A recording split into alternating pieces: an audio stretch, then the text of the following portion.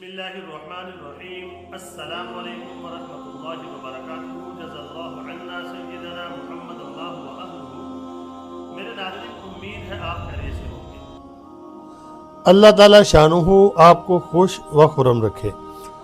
آج کی جو میری ویڈیو ہے اس کا ٹائٹل اور موضوع آپ کے سامنے ہے، برج خلیفہ پر بجلی کی کڑک سے غزہ کا نقشہ، مسلمانوں خصوصاً عربوں کو وارننگ، عربوں کا بت پرستی کی طرف لوٹنا، حدیث کی پیشن گوئی من و ان پوری ہو رہی ہے۔ عربوں کے بارے میں جو نبی پاک صلی اللہ علیہ وسلم کی احادیث ہے کہ بہت خرابی ہے عربوں کے لیے، وہ حدیث کی پیشن گوئی پوری ہونے جا رہی ہے۔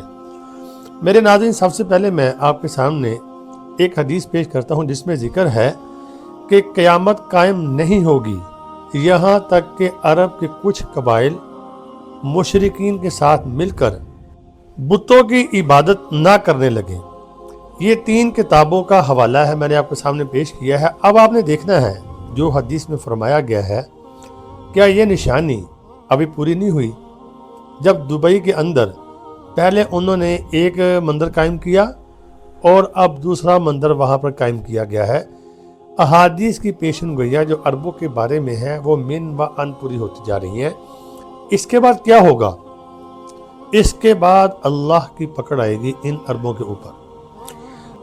اللہ تعالیٰ کا ایک ضابطہ اور قانون ہے، اللہ کسی قوم کو اس کی گرفت نہیں کرتے جب تک کہ حجت پوری نہیں ہو جاتی۔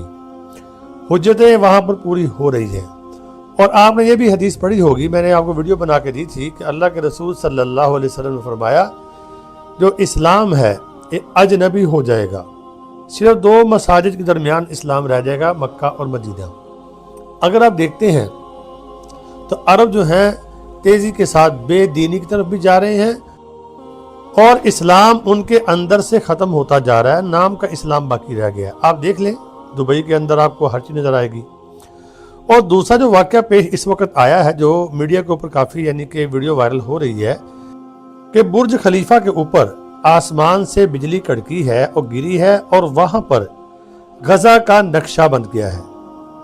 غزہ کا نقشہ بننا اگر یہ حقیقت ہے تو اللہ کی طرف سے بہت بڑی وارننگ ہے، اور برج خلیفہ کے اوپر یہ گرنا، اور عربوں کو اللہ نے یعنی وارننگ دی ہے کہ ابھی بھی جاگ جاؤ، وہاں پر بہت ظلم ہو رہا ہے، وہاں پر بچوں کے ساتھ، عورتوں کے ساتھ۔ میں آپ کو ویڈیو شیئر نہیں کر سکتا، یوٹیوب کے اوپر الاؤ نہیں ہے، یقین کریں وہاں پر ظلم کی انتہا ہے۔ بمباری وہاں پر ہو رہی ہے، جو بمباری سے ستائے بیچارے آگے نکل جاتے ہیں خیموں میں، وہاں پر ان کو کھانے پینے کے لیے کچھ نہیں مل رہا، وہاں پر بہت ظلم ہو رہا ہے۔ تو اللہ کی طرف سے یہ وارننگ بھی ہو سکتی ہے کہ باز آ جاؤ، ابھی بھی جاگ جاؤ اور مظلوموں کی مدد کرو، وگرنہ میرا کوڑا تمہارے اوپر برسنے والا ہے۔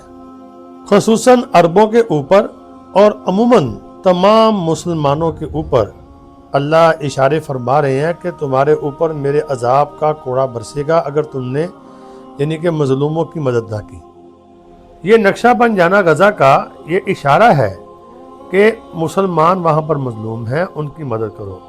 اگر اللہ میدان میں آ گئے تو پھر کوئی نہیں بچے گا۔ جب اللہ بدلہ لینے پہ آتے ہیں تو اللہ فرماتا ہے ان بطش ربک لشدید، کہ تیرے رب کی پکڑ بہت سخت ہے۔ اللہ کے رسول صلی اللہ علیہ وسلم کی حدیث ہے تو مسلمان بھائی کی ہر حال میں مدد کر، ظالم ہو یا مظلوم ہو۔ تو صحابہ نے پوچھا یا رسول اللہ ظالم کی مدد کس طرح کریں؟ فرمایا اس کو ظلم سے روک، کیونکہ ظلم کرے گا دوزخ میں جائے گا۔ مظلوم کی مدد کر، اس کو ظالم سے ظلم سے بچا۔